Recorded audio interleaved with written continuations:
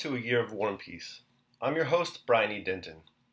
A Year of War and Peace is a daily, year-long, chapter-by-chapter reading of and meditation on Leo Tolstoy's epic novel, War and Peace. In these videos and podcasts, you'll be treated to a free reading of one chapter per day of the novel, plus a reflective essay I've written individually tailored to that day's chapter. These readings are offered for free, though if you'd like to support me, you can do so in one of three ways. First, you could purchase my ebook, A Year of War and Peace.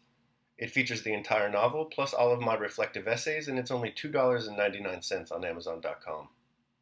You could also become a patron at patreon.com/Brian E. Denton.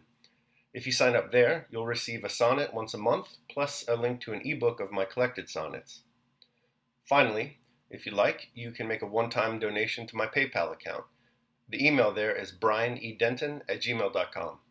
You can also use that email to contact me. I'd be happy to hear from you. Your support is greatly appreciated. Today's reading and reflection is from Chapter 359.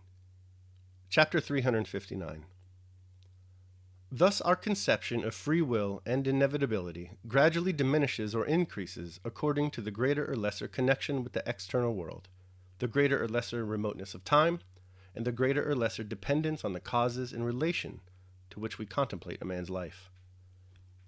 So that if we examine the case of a man whose connection with the external world is well known, where the time between the action and its examination is great, and where the causes of the action are most accessible, we get the conception of a maximum of inevitability and a minimum of free will. If we examine a man little dependent on external conditions, whose action was performed very recently, and the causes of whose action are beyond our ken, we get the conception of a minimum of inevitability and a maximum of freedom. In neither case, however we may change our point of view, however plain we may make to ourselves the connection between the man and the external world, however inaccessible it may be to us, however long or short the period of time, however intelligible or incomprehensible the causes of the action may be, can we ever conceive either complete freedom or complete necessity. 1. To whatever degree we may imagine a man to be exempt from the influence of the external world, we never get a conception of freedom in space. Every human action is inevitably conditioned by what surrounds him and by his own body. I lift my arm and let it fall. My action seems to me free, but asking myself whether I could raise my arm in every direction, I see that I raised it in the direction in which there was least obstruction to that action, either from things around me or from the construction of my own body.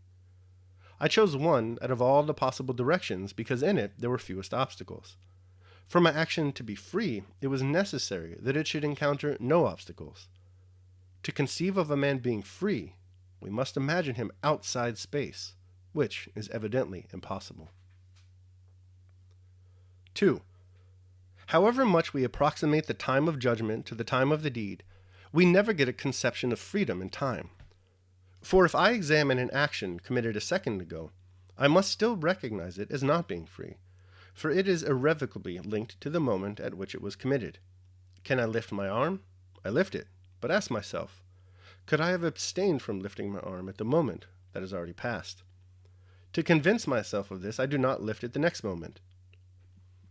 But I am not now abstaining from doing so at the first moment when I ask the question. Time has gone by, which I could not detain. The arm I then lifted is no longer the same as the arm I am refraining from lifting now, nor is the air in which I lifted it the same that now surrounds me. The moment in which the first movement was made is irrevocable, and at that moment I could make only one movement, and whatever movement I made would be the only one. That I did not lift my arm a moment later does not prove that I could have abstained from lifting it then.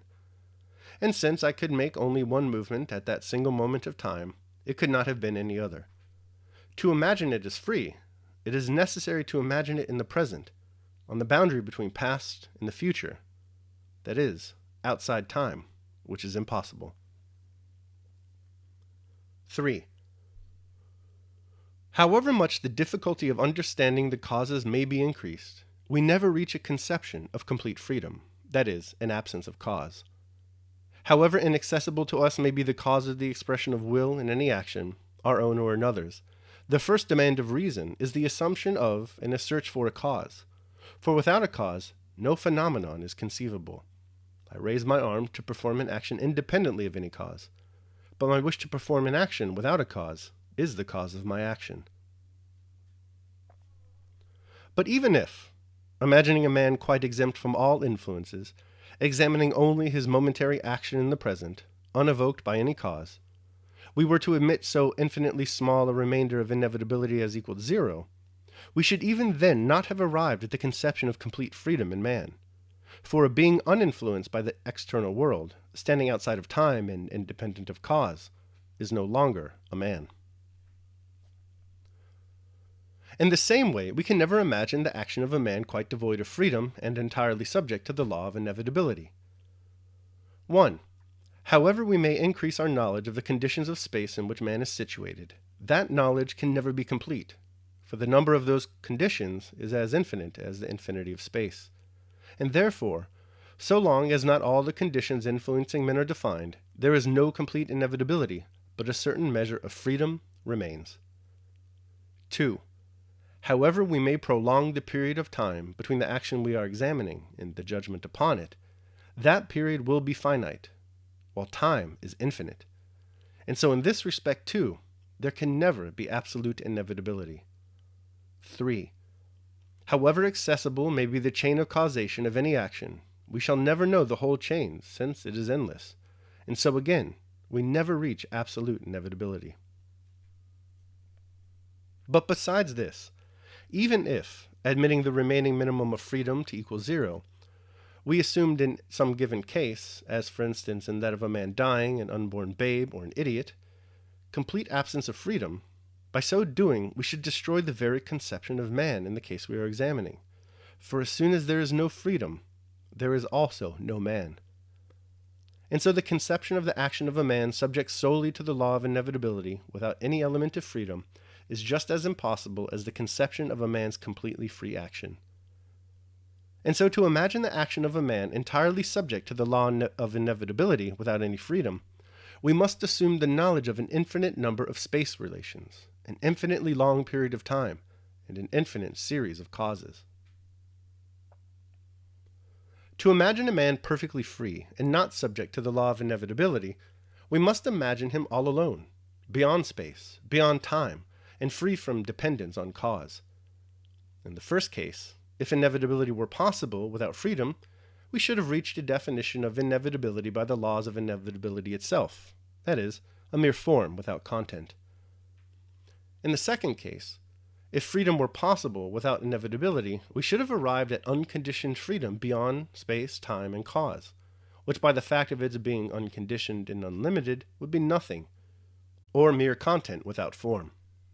We should in fact have reached those two fundamentals of which man's whole outlook on the universe is constructed, the incomprehensible essence of life, and the laws defining that essence.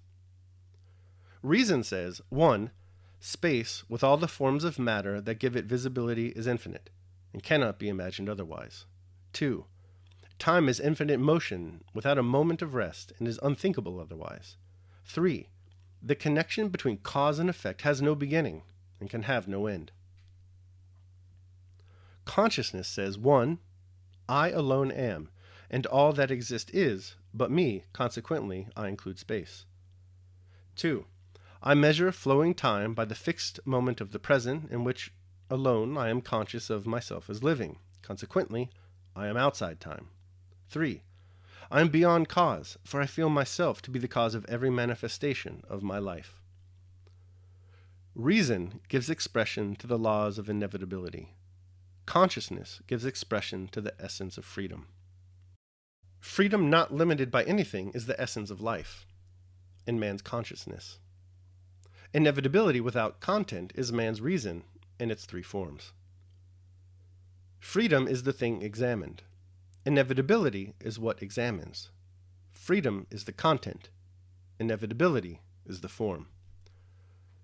Only by separating the two sources of cognition, related to one another as form to content, do we get the mutually exclusive and separately incomprehensible conceptions of freedom and inevitability. Only by uniting them do we get a clear conception of man's life.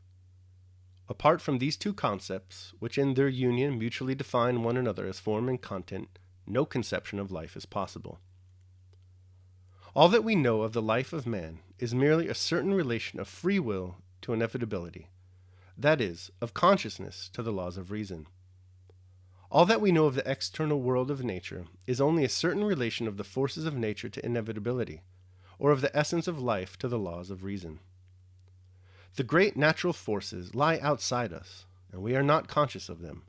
We call those forces gravitation, inertia, electricity, animal force, and so on. But we are conscious of the force of life in man, and we call that freedom.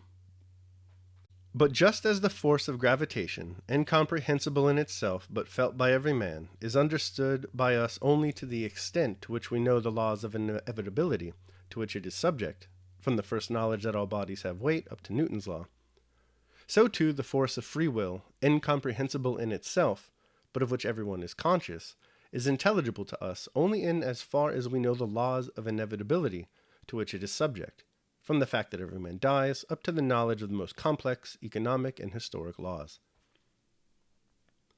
All knowledge is merely a bringing of this essence of life under the laws of freedom.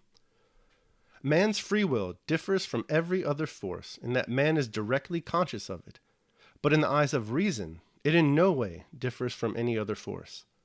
The forces of gravitation, electricity, or chemical affinity are only distinguished from one another, and that they are differently defined by reason. Just so, the force of man's free will is distinguished by reason from the other forces of nature only by the definition reason gives it. Freedom, apart from necessity, that is, apart from the laws of reason that define it, differs in no way from gravitation, or heat, or the force that makes things grow. For reason, it is only a momentary, undefinable sensation of life. And as the undefinable essence of the force moving the heavenly bodies, the undefinable essence of the forces of heat and electricity, or of chemical affinity, or of the vital force, forms the content of astronomy, physics, chemistry, botany, zoology, and so on, just in the same way does the force of free will form the content of history. But, just as the subject of every science is the manifestation of this unknown essence of life, while that essence itself can only be the subject of metaphysics, even the manifestation of the force of free will in human beings in space, in time, and in dependence on cause, forms the subject of history, while free will itself is the subject of metaphysics. In the experimental sciences, what we know we call the laws of inevitability, what is unknown to us we call vital force. Vital force is only an expression for the unknown remainder over and above what we know of the essence of life. So also in history, what is known to us we call laws of inevitability. What is unknown we call free will. Free will is for history only an expression for the unknown remainder of what we know about the laws of human life. That concludes my reading of chapter 359. I will now proceed to my reflection on the same.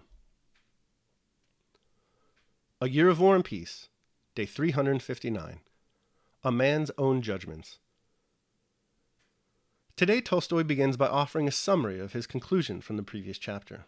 This is the argument that our conception of free will and inevitability gradually diminishes or increases according to the greater or lesser connection with the external world, the greater or lesser remoteness of time, and the greater or lesser dependence on the causes under which we contemplate a man's life.